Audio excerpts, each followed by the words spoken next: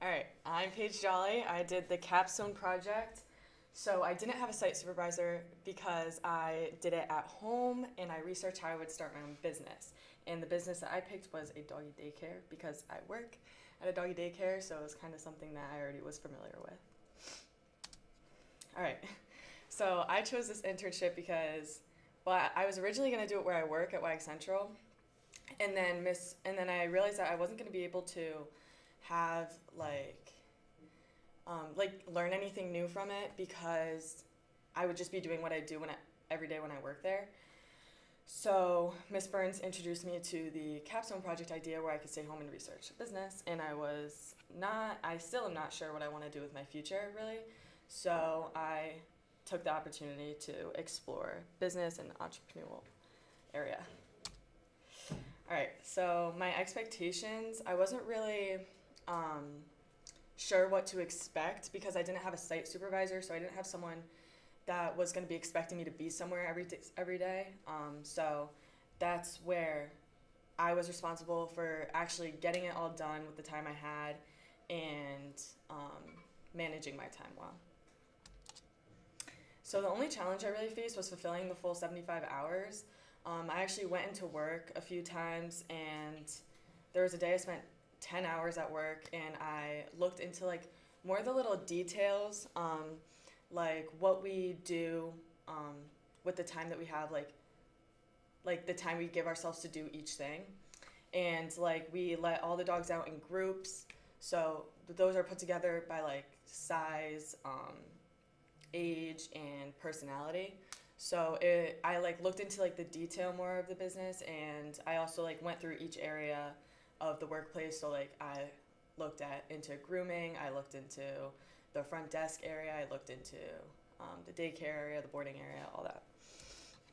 So here's my business pitch. My business is going to be called Happy Hounds. I picked this logo because I wanted it to be something simple that I could put into like the social media for like the profile picture. I wanted it to just be something simple that would go right into the profile. So the location would be 114 Cascade Boulevard. This is in Orange off exit 42. I picked this location because I looked into doggy daycares in Orange, and there was only two that I was able to find. So even if there are more than two, they're probably not great. There's probably only two decent ones. So yeah, I know Orange is big. It's closer to the wealthier side of Milford, I guess. So this is my vision for the like layout of it. When you walk inside, you would see like our front desk. There would be like a whole gift shop. So it would have like treats, toys, collars, leashes, harnesses, all that. And then the back area would be like where we let all the dogs out. So it would be all turf because if it was grass, it wouldn't really do well with dogs doing their business all over it. And then I would have a grooming area, which would have like elevating tables and stuff, and bath, and then other like grooming supplies. And then I would want a kitchen, and I would want it to have a countertop along the wall and probably an island, just to be able to have enough room to get all the dogs dinners or food prepared. It would also have a fridge in case they had home cooked. The owner did a home meal or something like that, and if they have cans, once you open it and you don't use all of it, it should go in the fridge. So I would provide services which would include grooming, activities, and treats. For grooming, other than like a full groom, there would be baths, nail cutting, teeth, like brushing their teeth, and just normal trims. And then activities would include ball pit, snuffle mat, swim, underwater treadmill. The underwater treadmill, I would want to include that because it would be good for dogs that are maybe paralyzed or need physical therapy for something. That's a really good physical exercise for them. And then I would do fetch or one-on-one play, which would involve like if their dog isn't interested in fetch, it would be called one-on-one play so that in case they're not interested in fetch, we can just run around with them or give them like belly rubs or something just so they have the extra time that their owner wants them to get. And then photo shoots. Photo shoots is a really good source of like a little extra money. So I want to include that. Wag Central actually does it. A lot of other doggy daycares do it. I think it's a really great way to like interact with customers, and it's really creative. And then treats would include donuts, Kongs, chicken jerky, cod sticks. I wouldn't want to give like a regular like milk bone treat. I would want to do something a little more like nutritious for the dogs. All right, so my business structure. I looked into different ones, and I thought that an LLC would be the most beneficial for a doggy daycare. It would provide me with limited liability protection, so if I were to get sued for some reason, I wouldn't have to worry about my house or my car or anything like that. Pass-through taxation, so that would be very beneficial because the profits and the losses would be reflected into my own personal tax returns rather than at the business level. It would help establish credibility with my customers and my suppliers, because if they see that I am an LLC, they will realize that I am willing to take the steps to protect myself and my clients. And then if I were to actually like be an LLC, I would definitely hire a lawyer and an accountant to help me get through that and lead me in the right direction. So for marketing, when I'm getting it started, I think I would just start with the social media accounts like Instagram, TikTok are good ones. They're easy. It's just a good creative way, like videos, stuff like that, to just interact and just get myself out there. Sponsorships is a really good one too. One I actually thought of was Milford Little League. That's why I put this here. I know it's not a Milford Little League jersey, but each team has a sponsor that they put on the back of their jersey, and I thought that would be a really great way to attract families with dogs. And then once I kind of got the business like rolling, moving, it's going smoothly, I would definitely look into billboard, probably on 95, because I know it has rush hour, and I think it would just draw attention to the business. And then I would also do discounts and birthdays. But what I mean by birthdays is just like giving out a free toy or free ball and some treats to kind of, just give them a little free something for their birthday, the dog. All right, so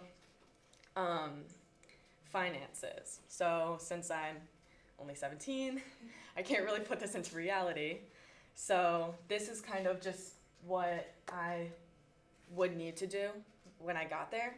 So I would need a business plan that outlines my goals, expenses, and projected income. And then I would have to research the costs that would go into putting together a doggy daycare. So that would be owning or renting a building, and then equipment and supplies, and hiring staff. And then I would have to create a budget, which would help me track my expenses and make sure I'm not overspending. And that would be super important for me because once the business is rolling, I would be able to just have it right in front of me and see what costs I can cut and improve my profitability. And this is another area where an accountant would be really helpful for me. All right, so funding. I looked into, there was actually 5 different ways I could fund. Personal savings was one of them, which is like realistic for me right now. So I looked into these 4, put these up here. Loans. So I would have to apply for a small business loan, which would mean I would need to have a business plan and good credit. And then crowdfunding is like Kickstarter or GoFundMe is a more popular one where I would have to create a campaign and hopefully people would fund my business. And then investors. Investors is probably like my last resort because it would involve having sharing ownership, because they would fund my business in return for a share of ownership.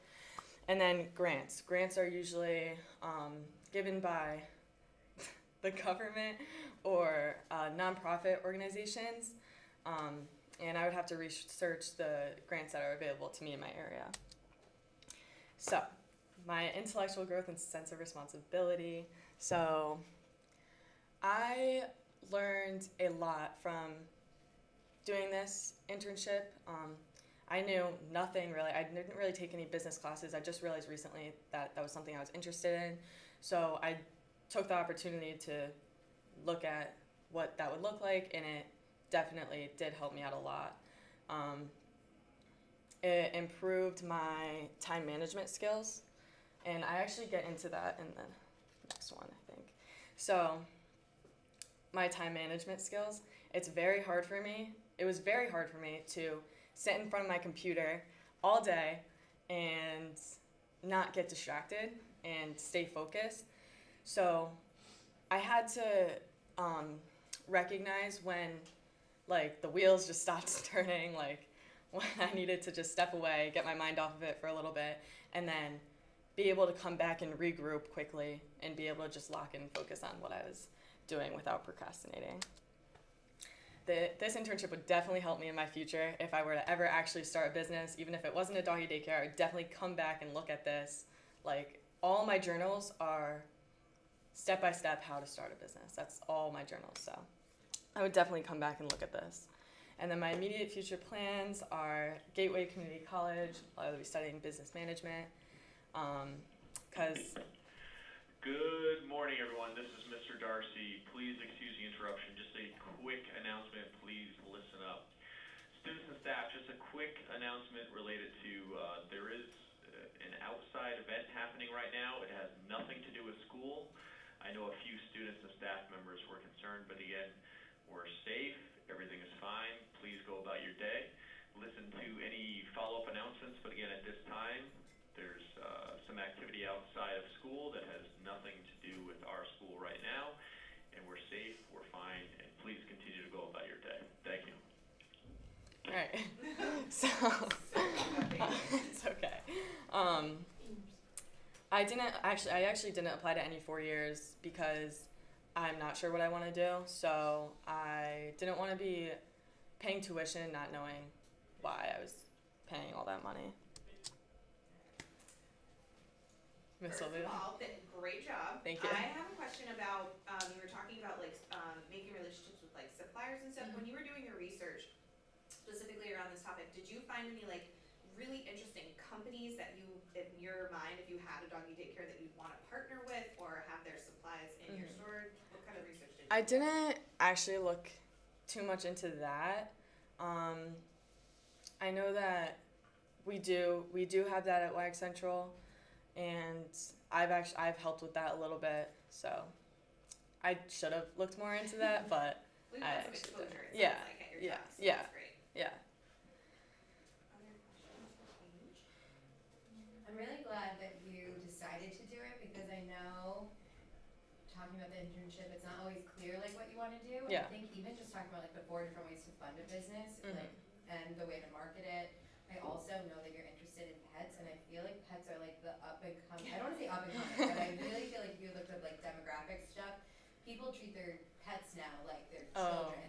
Like when you were talking about photo shoots, my friend, I was like, oh my god, she would be all over that. And it's such a smart way to like diversify. So Yeah. I think just the opportunity for you to sit and think about business in general ended up being a really good way to spend the last couple weeks of school. So really well done. Thank you. I guess my question would be, I know you can't know now, but do you feel like you're drawn into one aspect of business, whether it be, you might say like, no, not about pets now, or do you think you have like anything that kind of calls to you? Well, right now, that is definitely like what I love to do. I love dogs. I work at a doggy daycare, and in the summer, I have 7 people who ask me to dog sit for them. So I'm literally spending my entire summer with pets. Good. So it's like you turn your passion into a Yeah. profession. I Yeah. love it. Yeah, nice job. Thank you. Great job.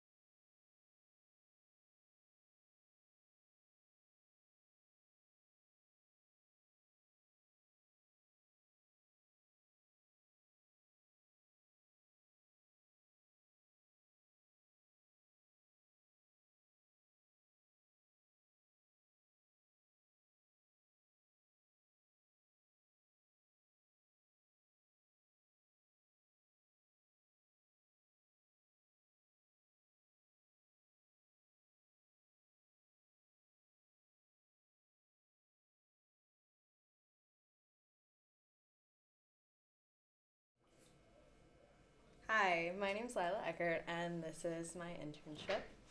So I was an intern with Anna Leonardo. She is a board-certified behavioral analyst, which is someone who studies the behavior of children and even adults with developmental disabilities such as autism, social-emotional struggles, or even brain injuries. She's contracted through ACES, working at 3 West Haven schools. These are elementary schools, and they were Savin Rock Community School, Seth Haley, and Washington. And so we would go to one each day and then split our time between each school for the last 2 days of the week. So I chose this site because at the school I'll be going to, I was accepted into the master's program for applied behavioral analysis and was considering becoming a BCBA. I was really curious about, the program and what a BCBA does because it's very objective. There's nothing, it's all factual, it's all data collection, which I thought was really interesting because, with therapy and that side of psychology, it's really about, observing, and it's a lot of how someone's feeling, and this is all just facts, and it's exactly, what it is. It's all data. So the business of this site was ACES Behavioral Services, and so it's an aid to schools and families for children with autism and other developmental delays. And this year, Anna's working with elementary age students, but she has previously worked, at the middle schools, and they utilize ACES just to implement BCBAs as well as behavioral technicians who are people I also worked with. They were also on the behavior side of everything, really just an aid to the school.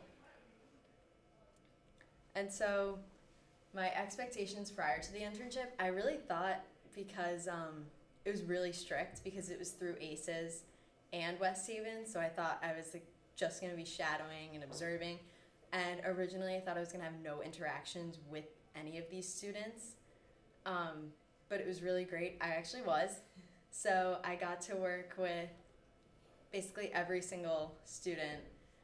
My responsibilities were Anna actually allowed me to collect some data on my own, which was really cool. I got to observe in parent meetings. All the parents let me sit in and listen, which is super nice.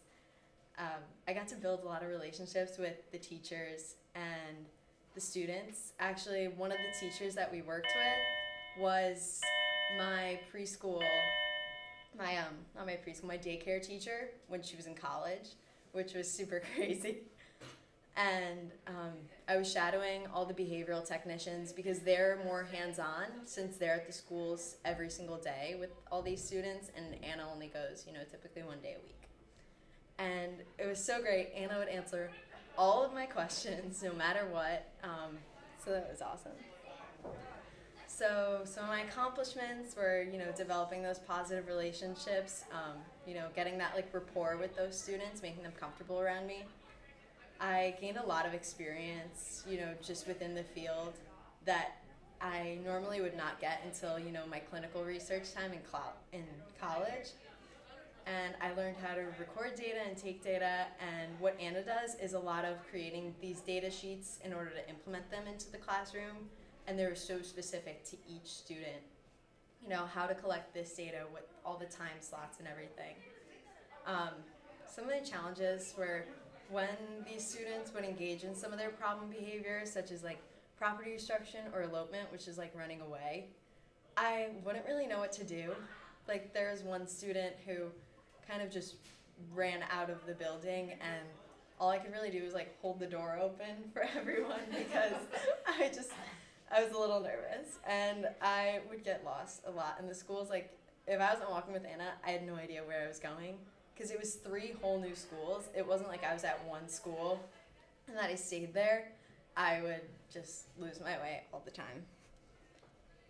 Some skills I developed were that I learned how to record ABC data, which is the big umbrella for all this data, and it stands for antecedents, behavior, and consequence, and I'll show an example of the data that I actually took on the next slide. And this was my one of my favorite things. It's called the SEAT acronym. It stands for Sensory Escape, Attention, and Tangible Item. It's basically the reason why people do what they do. So like that escape aspect, like someone's going to engage in a problem behavior in order to escape that non-preferred task. Like say someone goes and runs away because they've been told to do their schoolwork or something like that. And then, you know, obviously for attention, that's that, you know, I want someone to notice me. Or that tangible item, that's something that someone wants and needs like so bad. That's like if you took someone's phone away and they freak out, that kind of thing. And so I also learned the importance of trauma-based training. It's really important to learn about these students and what they've been through before actually engaging with them and starting a relationship with them, because you don't know what could trigger something within them. And especially a big thing also was restraint and seclusion laws in Connecticut. They are so important, and Anna really emphasized those.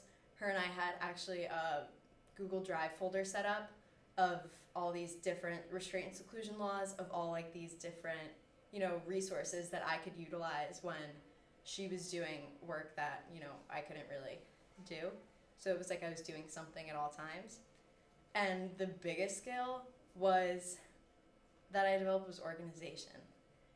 Anna is so amazing at keeping every single thing organized. She utilizes like spreadsheets, and she keeps track of everything like as it's going. She uses PowerSchool actually to log, you know, like incidents and everything with behaviors. And so that was like the biggest, that was probably the most important thing, was staying organized and keeping track of all these students, especially because it's at 3 different schools.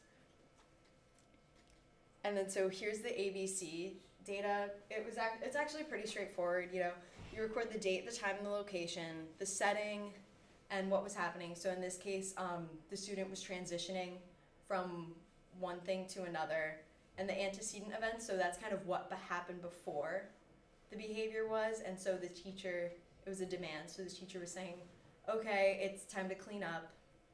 And the behavior that the student showed was non-compliance. They did not go and clean up. They stayed at their desks doing the preferred tasks. And the consequence is the consequence from the teacher. The teacher just ignored the student and let them continue with their preferred activity. And then the notes and the comments are actually really important, because when we're not in the classroom, it's a lot of like, it's the behavioral technician or it's the teacher taking down this data.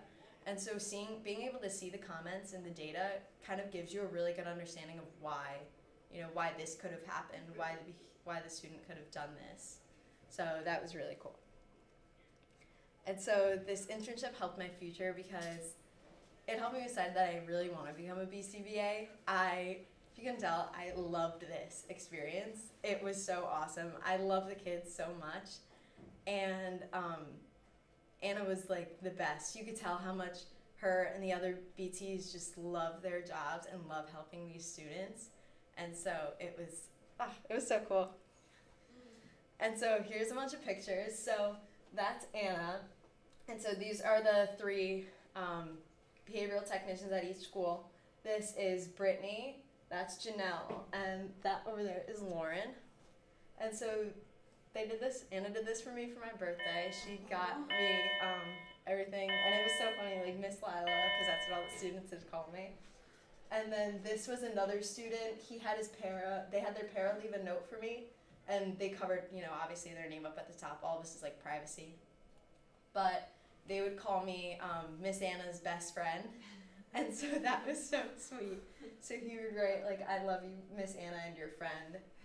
This was a student that I got to play air hockey with. It was like table air hockey. It was one of their, you know, preferred tasks. They earned it. And over here, that was one of the rooms that we were in at one of the schools. And I thought it was funny. The student had like drawn Miss Brittany because they love Miss Brittany. And yeah, so in the future, my future plans, I will be at Salve Regina in Newport. I'll be majoring in psychology with a minor in dance. And Salve is actually Anna's alma mater. She has her bachelor's in psychology with a minor in special education and her master's degree in applied behavioral analysis. And I really hope I got accepted into the master's program at Salve, and so I hope to get my master's in ABA and become a BCBA. There's Anna, that's when she graduated, so that was really cool. And yeah, that's it. My question is, going into this internship, I didn't think you were really like becoming a BCAB wasn't on the radar, right? Like we talked a lot about different like mental health fields and Yeah. stuff, but this is kind of new. Yeah, I think it was more when I decided I was going to Salve, because I was really exploring so many other routes for psychology. But when I decided on Salve, I was like, okay, I should really look into this BCBA program and this whole ABA thing. I thought it was, that was like kind of what drew me in. I talked about it earlier, like the whole data collection and like the science behind it. There's all these different graphs. It was really cool to see like behavior trends and everything. It's like all, it's a lot of like statistics. What would you say was like a really surprising experience that you had? Like if you could think of one particular day or an instance with a student like that really surprised you.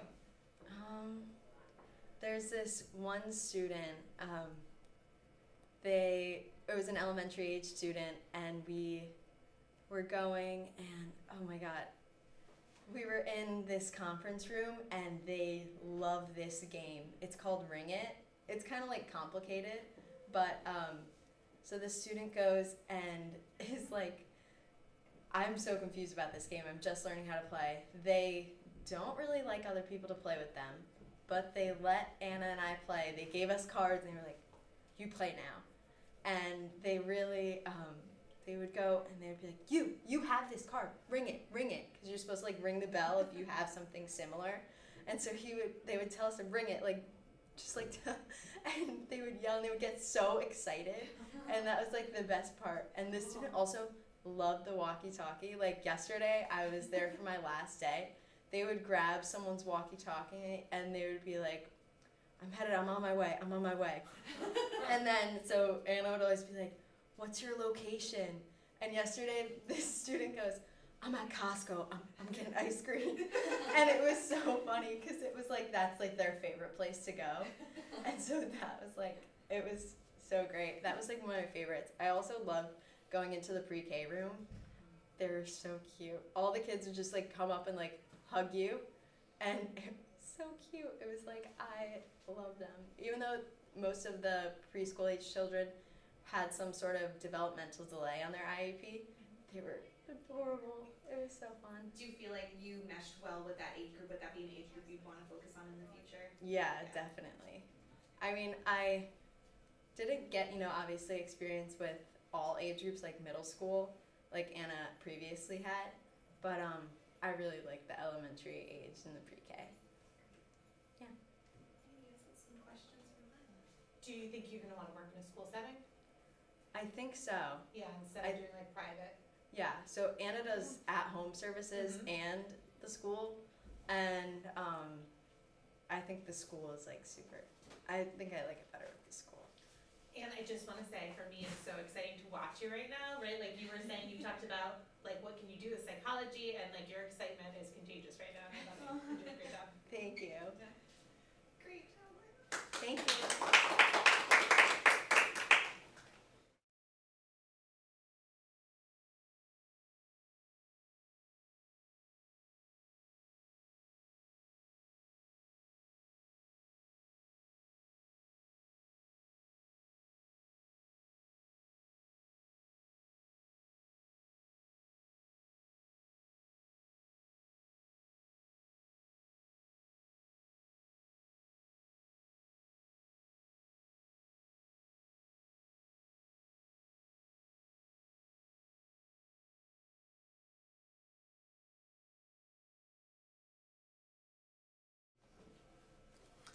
Hi, I'm Abigail Concha and I did my internship at CERC.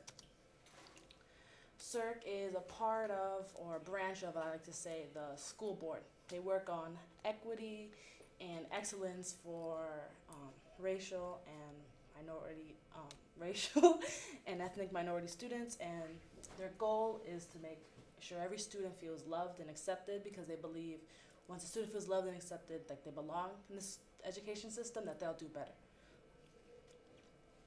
One of the first things I did with them was go to their 50th anniversary conference. It mainly focused on how to dismantle systemic racism in the education system and how to gain equity with students of different ethnic and racial backgrounds, which, like I said before, aligns with the main goals. For example, we went, like you can see in the agenda here, that we went to there was different talks from students, professors, other educators on how to help students, be better in the system. Here here's a picture of where the conference took place. It was in Hartford, and using the sign dismantling systemic racism, the welcome sign. I was able to meet superintendents of different schools across Connecticut. I don't know the professional name or whatever, but the people who were in charge of school counselors and other educators. It really gave me a glimpse of what they do as a profession, and not just as it didn't just show me that as something I want to do in the future, but also showed me as a student how deeply Connecticut cares about its students, which was impactful in both senses. Isn't really related to exactly the internship, but I saw a lot of students such as myself at this conference, but just no one from my school specifically, and I think that's something our school should do, is be more involved in this type of stuff if given the chance, because if it impacted me this well, I think it would help other students. Here we have some, to show the diversity of people who are talking there. We have the executive director, we have an educator, and we have a professor coming to talk. Something I did with them was documentary work. One of them saw my humanities documentary project that I did about the new Black and Latino history class.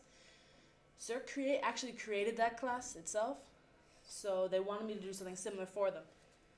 For example, I went to Wilbercross High School in New Haven, and I reviewed 7 students. In the end, I compiled the video for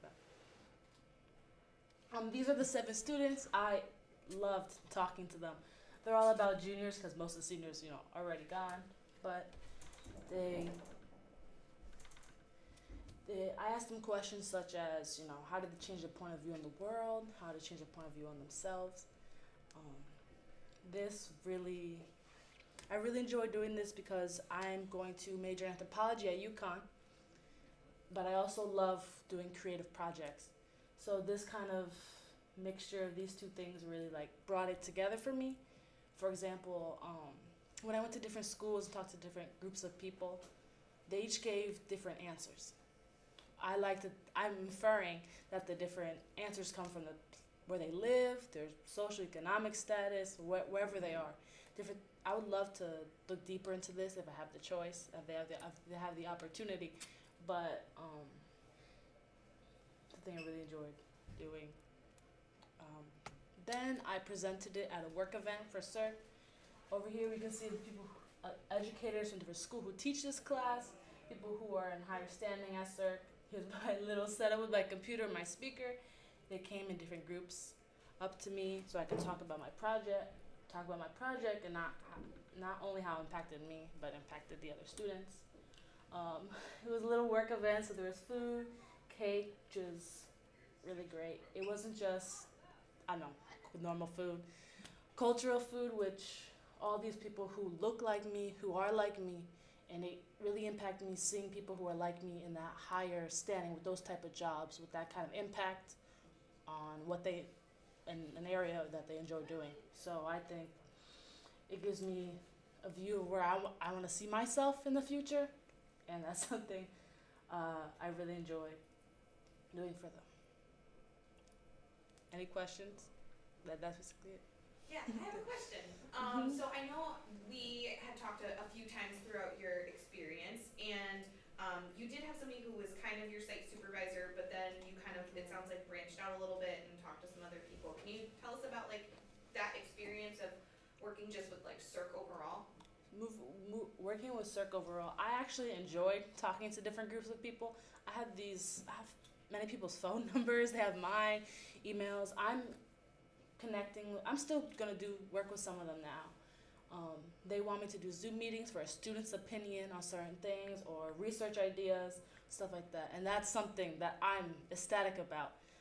Perhaps maybe doing a more in-depth project like I talked about, seeing the different impact on different. I get too excited that I stop talking, but different places, different things that impact people's lives, and I just really enjoy doing that, especially culture, because that's what anthropology is, the study of culture, and that's something I'm still looking forward to and excited about. I just want to say that I think that this internship it seems like you're very passionate about it, and I think it's really good that you're passionate about it, because I think something like this is something that the world like really needs right now. Thank you. Yeah. This work that you're gonna do is like super important, and I'm wondering, like, through your lens from what you learned at the internship, what are some areas of improvement we can make here? Like, what do you see as,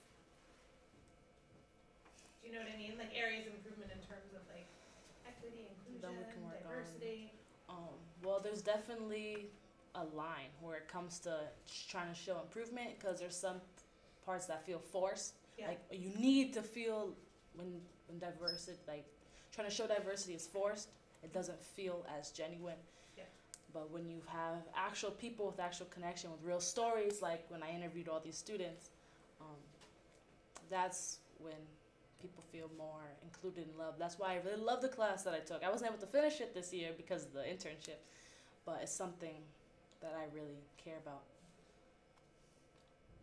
I could show the video, but I don't think we have enough time for that. How long is it? 6. It's a little long. Can we play like a minute?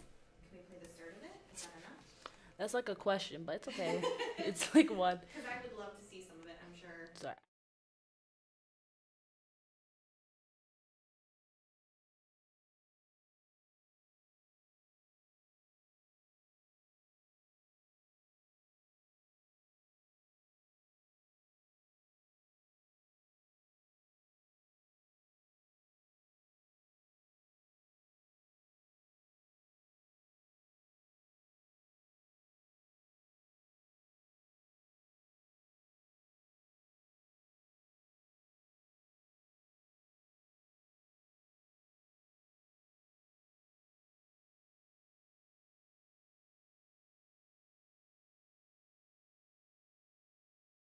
Quick.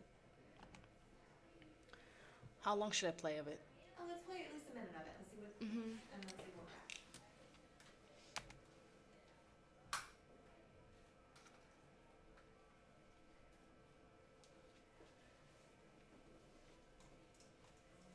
It was so quiet.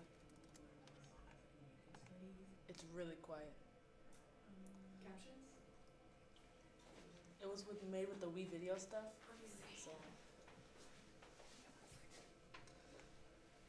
yeah, everything's up.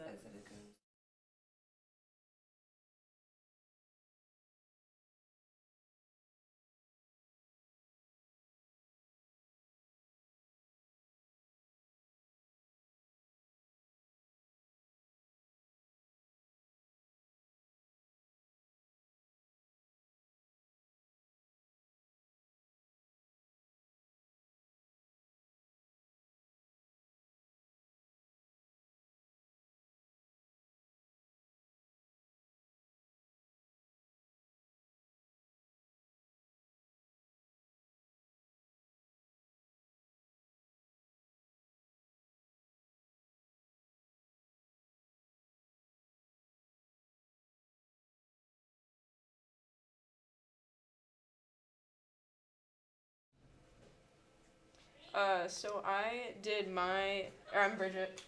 I did my senior internship at Route 1 Guitars in Devon. And my site supervisor was Gail Bruno, who's one of the owners. I chose a site because I'm planning on like pursuing, not really a career, but like it's something that I would definitely want to like do in instrument repair, and I figured it'd be a good place to start because they do that there. It's Root One Guitars is a music store that's in Devon. It's been there for like over 30 years, I think. I don't remember how long it was, so I kind of guessed a little bit. I was expecting to learn like about like music and guitars and stuff, but I ended like learning a lot about like my like local community and like how many people like knew each other. Like I didn't realize like people would come in and out and I'd be like, oh, like, and they'd be like, oh, blah blah blah this, and I'm like, oh yeah, my mom does that, or like, oh, my friend does this. So it kind of made me realize like how close like the like community in Milford is, like around music. And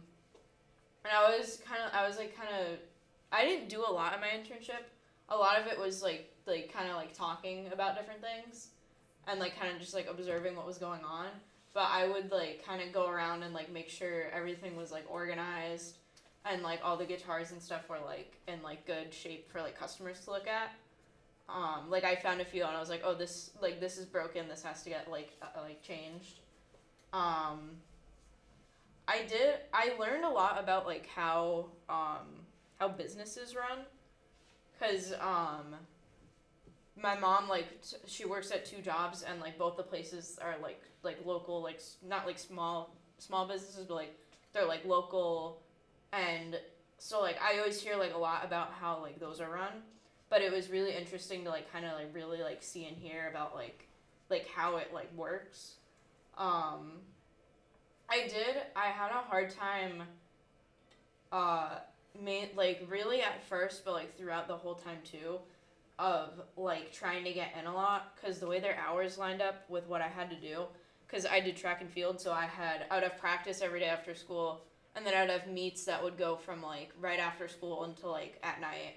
So, and I would have like band practice, and I would have like concerts and like meets and trips and stuff.